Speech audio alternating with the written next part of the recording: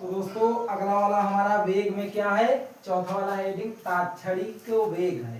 तात्क्षणिक वेग किसे कहते हैं, किसी गतिमान पिंड का किसी निश्चित क्षण पर वेग हमारा क्या कहलाता है, तात्क्षणिक वेग। मतलब किसी गतिमान पिंड का किसी निश्चित क्षण मतलब कुछ अल्प समय लगेगा, मतलब बहुत मतलब छोटा टाइम, मान लीजिए कुछ समय के लिए होगा।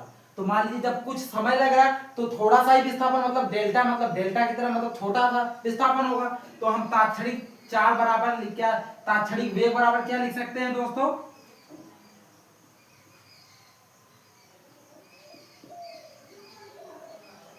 तात्क्षणिक वेग बराबर क्या लिख सकते हैं दोस्तों, अल्प समय। अल्प समय मतलब लग रहा है तो अल्प विस्थापन भी होगा, तो क्या लिख सकते हैं दोस्तों,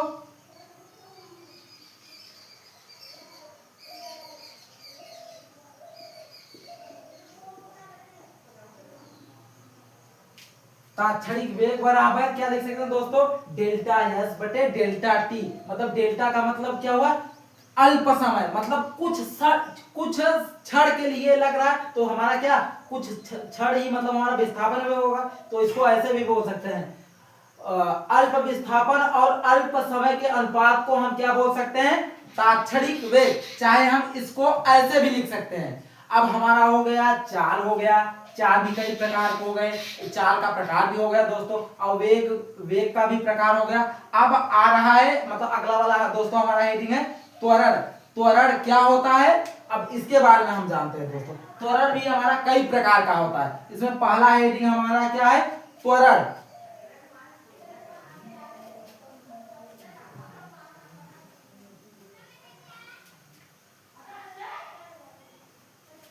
अब देखते हैं दोस्तों हमारा अगला वाला हेडिंग है त्वरण। वेग परिवर्तन की दर को हम त्वरण कहते हैं।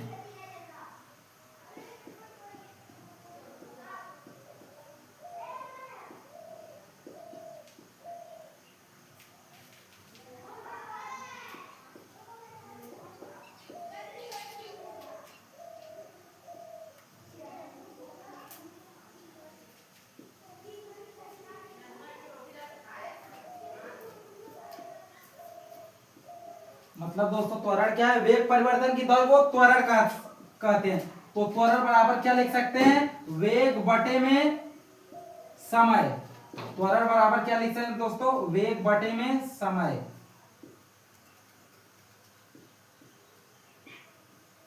अब वेग हमारा दो प्रकार का होता है, एक होता है प्रारंभिक वेग, एक होता है अंतिम वेग। इसको हम क्या लिख सकते हैं, u माइनस भी बटे में t। इसमें u हमारा क्या है, प्रारंभिक वेग है। u हमारा क्या है दोस्तों, प्रारंभिक, मतलब जो प्रारंभ वेग रहेगा वो हमारा प्रारंभिक वेग।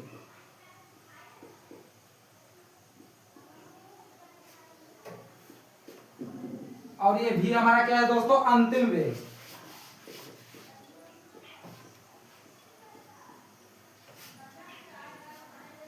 और टी हमारा दोस्तों क्या है, टी मतलब ये हमारा है समय। अब ये त्वरण भी कई प्रकार का होता है। इसमें हो गया एक समान, असमान, उसके बाद धनात्मक और ऋणात्मक त्वरण। इसमें पहला हेडिंग दोस्तों क्या है, एक समान त्वरण।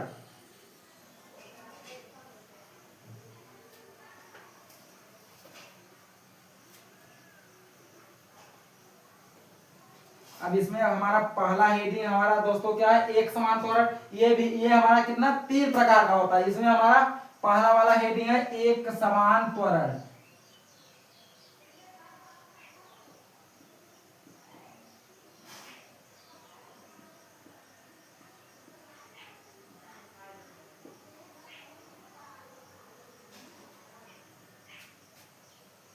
अब इसमें दोस्तों देखते हैं पहला वाला हेडिंग हमारा क्या है, एक समान त्वरण।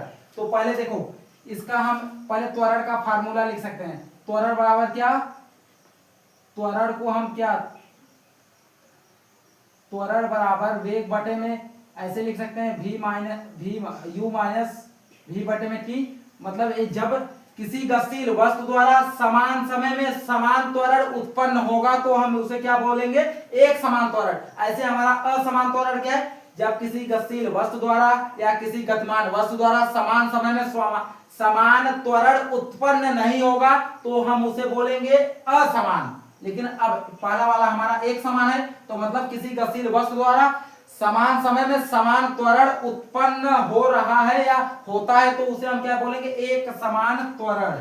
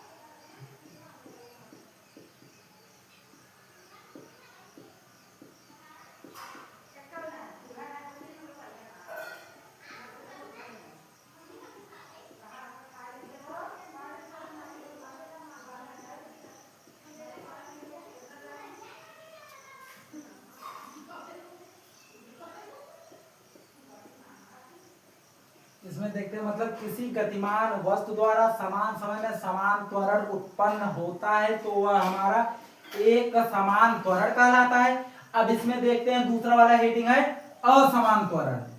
दूसरा वाला हेडिंग हमारा क्या है दोस्तों, असमान त्वरण।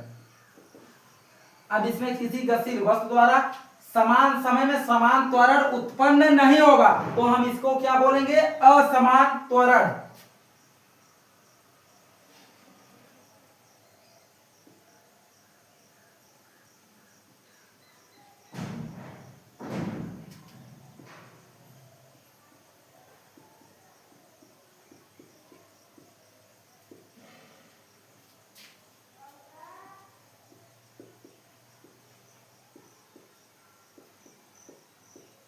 वस्तु द्वारा समान समय में समान त्वरण उत्पन्न नहीं होगा, उसे हम क्या बोलेंगे, असमान त्वरण।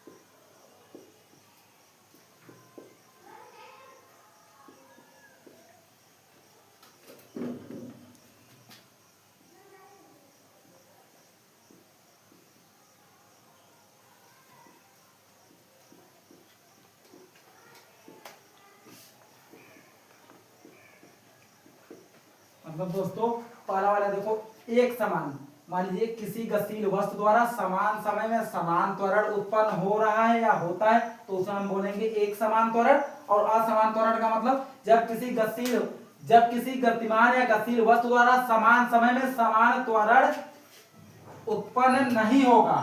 क्या होगा दोस्तों, समान त्वरण उत्पन्न नहीं होगा, तो वह हमारा क्या कहलाएगा, असमान त्वरण। अब इसमें दो हेडिंग हो चुका है, अब इसमें तीसरा वाला हेडिंग हमारा दोस्तों है धनात्मक और ऋणात्मक त्वरण। अब इसमें देखना है धनात्मक त्वरण क्या होता है, ऋणात्मक त्वरण।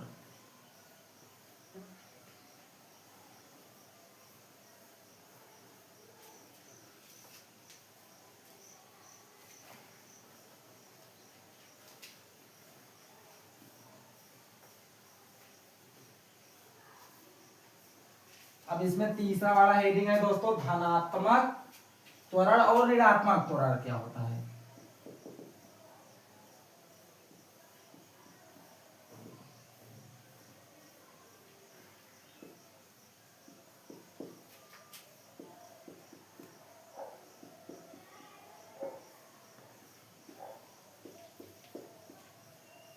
इसमें धनात्मक और ऋणात्मक, पहले देख लो दोस्तों धनात्मक त्वरण क्या होता है। मान लीजिए कोई गतिमान वस्तु है, मान लीजिए कोई गतिशील वस्तु है, उसके वेग में निरंतर वृद्धि हो रहा होता है, तो हमारा वो क्या, धनात्मक त्वरण कहलाएगा।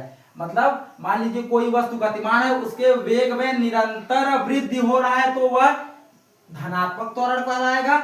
यदि कोई गतिमान वस्तु है, उसके वेग में निरंतर कमी हो रही, तो हमारा क्या कहलाएगा, ऋणात्मक त्वरण। मतलब तो दोस्तों हम धनात्मक त्वरण को कैसे लिख सकते हैं, वेग में निरंतर वृद्धि, अब इसमें क्या लिख सकते हैं, वेग में निरंतर क्या कमी, या वेग में लगातार वृद्धि या लगातार कमी।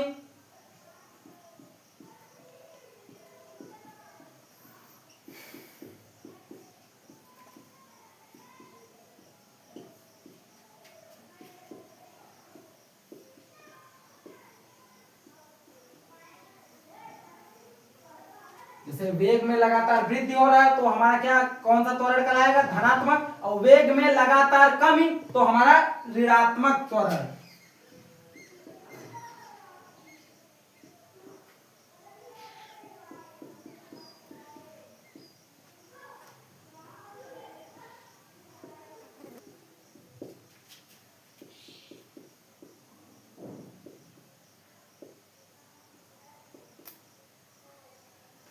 इसमें एक बार और देखिए, वेग में लगातार वृद्धि हो रहा होता है तो वह हमारा धनात्मक त्वरण, वेग में लगातार कमी तो ऋणात्मक त्वरण। मान लीजिए कोई वस्तु ऊपर से, हम मान लीजिए किसी वस्तु को नीचे फेंक रहे हैं ना, तो उसके वेग में लगातार वृद्धि हो रहा है तो हमारा धनात्मक त्वरण हो जाएगा। मान लीजिए किसी वस्तु को हम ऐसे ऊपर फेंकेंगे तो वो लगातार क्या वेग उसका कम हो रहा है तो हमारा क्या हो जाएगा, ऋणात्मक त्वरण हो जाएगा दोस्तों। तो दोस्तों देखते हैं अब इसके आगे हमारा गति का नियम है। तो दोस्तों क्या गति का नियम, गति का नियम 3 प्रकार का होता है। तो हम इसमें लिख दे रहे हैं गति का तीनों नियम, मतलब उसका सूत्र तीनों लिख दे रहे हैं। अगले वाले वीडियो में हम इसका निगमन, मतलब ये कैसे सूत्र आया है, इसको हम अगले वाले वीडियो में बताएंगे। मतलब ये गति का पहला नियम क्या है दोस्तों, v बराबर u प्लस AT। दोस्तों क्या है गति का पहला नियम क्या है, v बराबर u प्लस AT। यह गति का क्या नियम है, इसको ग्राफी विधि और समाकलन विधि, मतलब दोनों विधि से अगले वाले वीडियो में बताएंगे ये वाला कैसे है। और इसमें गति का दूसरा नियम क्या है दोस्तों, यस बराबर ut plus half AT square. मतलब दोस्तों यस बराबर क्या, यस हमारा विस्थापन होता है ये तो पता है, v हमारा वेग, u हमारा प्रारंभिक वेग, a हमारा त्वरण, t हमारा टाइम, यस हमारा विस्थापन हो गया। इसमें भी यही है, AT सब यही है। ये गति का प्रथम नियम है, ये गति का द्वितीय नियम है। ये और अगला वाला देखो गति का तृतीय नियम, मतलब गति का 3 नियम होता है। तो v बराबर, तो दोस्तों क्या होता है, v बराबर u स्क्वायर प्लस 2as। ये हमारा क्या है गति का तीसरा नियम। पहला नियम देख लो एक बार, v बराबर u प्लस AT। उसके बाद दूसरा नियम यस बराबर ut प्लस 1/2 AT स्क्वायर, या इसको हम इतने को ऐसे लिख सकते हैं a बटे AT स्क्वायर बटे 2। हम इतनों को क्या, इसको हम या तो ऐसे भी लिख सकते हैं या तो ऐसे, या तो दोनों तरीके से लिख सकते हो।